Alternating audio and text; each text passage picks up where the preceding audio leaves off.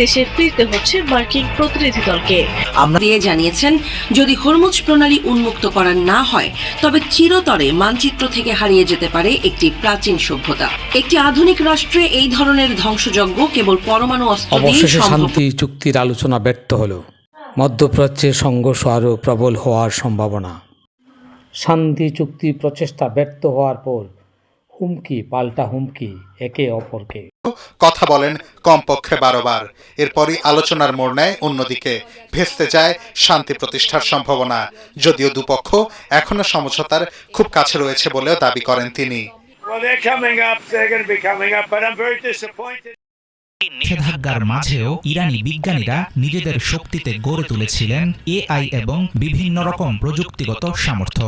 সেই মেধা আর তিল তিল করে জমানো গবেষণা ও জ্ঞানের ভাণ্ডারকে মাটির সঙ্গে মিশিয়ে দেওয়ার মরিয়া চেষ্টা চালিয়েছে আমেরিকা ও ইসরায়েল।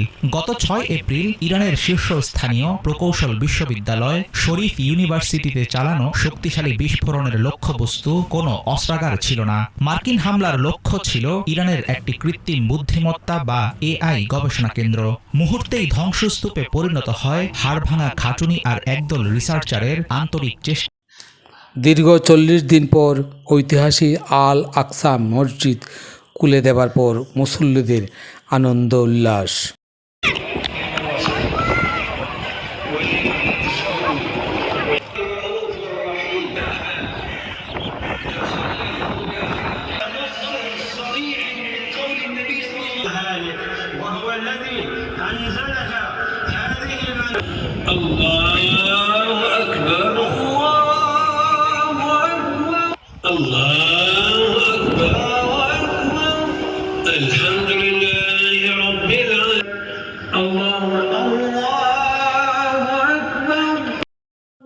এদিকে তুরস্ক সরকারের ঘোষণা, আমরা ইরানিদের পাশে আছি।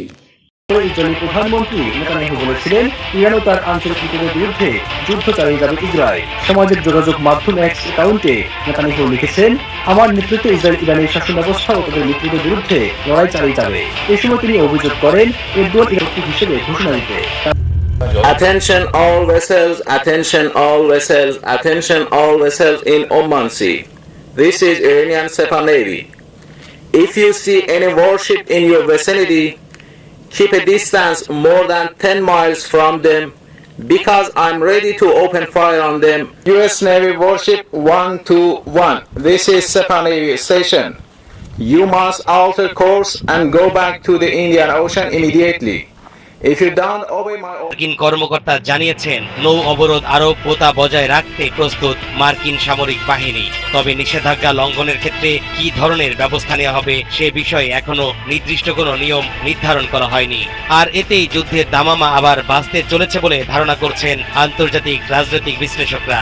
তারা বলছেন, যুক্তরাষ্ট্রের এই অবরোধ এক কঠিন অভিযান, কেননা বিশাল জলপথের ট্যাঙ্কার ও সুপার ট্যাঙ্কারগুলোকে থামাতে হলে সেগুলো ধ্বংস। প্রিয় দর্শক, আপনারা দেখছেন আনন্দ ভারত নিউজ, শিলচর। আমি প্রদীপ চন্দ্র দাস।